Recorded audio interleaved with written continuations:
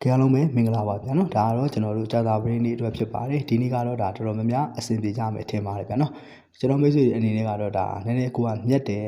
ထင်တယ်ဆိုလို့ရှိရင်တော့မြက်နေပြီဆိုလို့ရှိရင်တော့နည်းနည်းထိန်းစောလိုက်ပါ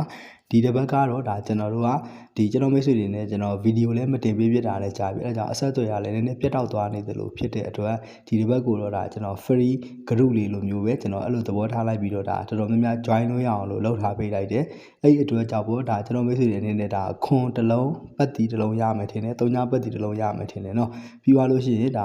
မွေးခွဲလိုက်တဲ့မိတ်ဆွေတွေကလည်းဒါ3ညခွန်တစ်ခွဲရမယ်ပြီးရင်နေတိုက်ထိုးတဲ့လူတွေကလည်းဒါခွန်9တစ်ခွဲရမယ်6 8တစ်ခွဲရမယ်ဆိုတော့ဒါဒီတစ်ပတ်ကတော့မစိုးဘူးတော့ပြောလို့ရတာပေါ့နော်ဒါအင်္ဂါဗုဒ္ဓဟူ2ကြိမ်အင်္ဂါဗုဒ္ဓဟူ2ရက်မှာ4ကြိမ်ဆင်းလာတဲ့အချိန်မှာကျွန်တော်တို့က3ကြိမ်ကတော့ဒါအဲ့လိုမျိုးလေးတော့ရသွားတာပေါ့နော်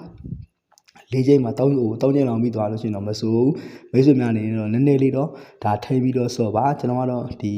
ကြာသာပရိနေ့အတွက်ကိုရွေးတဲ့နေရာမှာကတော့ကျွန်တော်ကဒါ4ခုချင်းကိုပဲအခြေခံပြီးတော့ဒါရွေးထားပေးပါတယ်ပြီးရင်ကျွန်တော်တို့ဒီပတ်တီအနေနဲ့ဆိုလို့ရှိရင်တော့ကျွန်တော်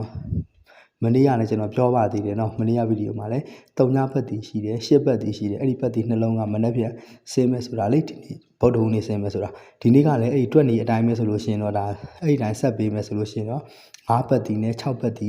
ကြိုက်နေတဲ့ရဥမာကိုကပတ်တီပဲတီးတန်းရွေးလိုက်ခြင်းတယ်ဆိုလို့ရှိရင်တော့ဒါကျွန်တော်တို့9နဲ့6ပေါ့နော်အဲ့ဒီပတ်တီနှလုံးကိုနှစ်သက်ရပတ်တီတစ်လုံးကိုတော့ရွေးလိုက်ပါဗျာနော်တွက်နေအရာကတော့9 6ပတ်တီအားကောင်းတယ်ကျွန်တော်ကတော့ဒီကျွန်တော်တို့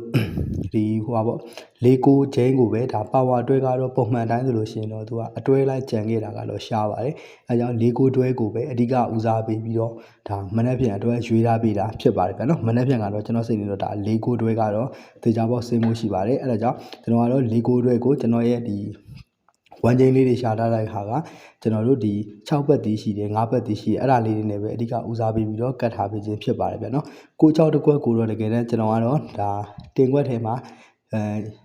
အောက်ခွက်ထဲမှာရွေးထားပေးခြင်းပဲမဲ့လေကျွန်တော်တို့ဒါနက်ခတ်3ညကိုဆင်းထားပြီးတဲ့အတွက်ကျွန်တော်ကတော့ဒီကို6ကိုတော့အရန်ထဲမှာပဲထည့်ထားပေးပါတယ်ဗျာနော်တင်ခွက်အနေနဲ့ဆိုလို့ရှိရင်တော့ကျွန်တော်ကဒီ6လုံးပိုင်းလေးကြိုက်တယ်ပြီးသွားလို့ရှိရင်ခွန်9တစ်ခွက်ကိုလည်းကြိုက်တဲ့အတွက်အဲ့ဒီ4 6နဲ့9ခွန်ပေါ့နော်အဲ့ဒီ2ခွက်ကိုတော့ဒါတင်ခွက်ထဲမှာရွေးရတယ်မိတ်ဆွေများအနေနဲ့တော့ဒါအကြိုက်တူရင်တော့ကစားဖို့ဗျာနော်အဓိကဦးစားပေးပြီးတော့ဒါအောက်ခွက်တွေကိုတော့ဒါအဓိကဦးစားပေးပြီးတော့စော့ပါဒါမိတ်ဆွေများအနေနဲ့ဒါအကြိုက်တူမှာပဲကစားပါဗျာနော်ကျွန်တော်တို့ကတော့ပြောသလိုပဲအမြဲတမ်းလည်းမမှန်နိုင်ဘူးအမြဲတမ်းလည်းမမှားနိုင်ဘူးမြတ်တဲ့မိတ်ဆွေတွေအနေနဲ့ကတော့ထိမ့်ပြီးစော့ပါဘာလို့ဆိုတော့နေ့တိုင်းပေါက်မယ်လို့တော့ဘယ်သူမှအာမမခံနိုင်ပါဘူးဗျာနော်ကိုကမြတ်နေပြီဆိုရင်ထိမ့်စော့နောက်ပတ်ကြလို့ရှိရင်လည်းကျွန်တော်တို့ဒီလိုမျိုးလေးပဲဥမာကိုကပတ်တီနဲ့ယူနေကြလို့ဆိုလို့ရှိရင်ကျွန်တော်တို့ပတ်တီတွေရတဲ့ခါကြလို့ရှိရင်နှစ်သက်ရပတ်တီတစ်လုံးပဲလိုက်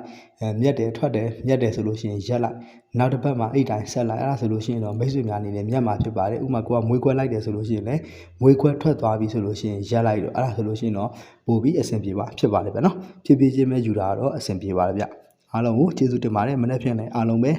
အော်ကွက်တင်ကွက်တွေမိကြပါသေးဗျာနော်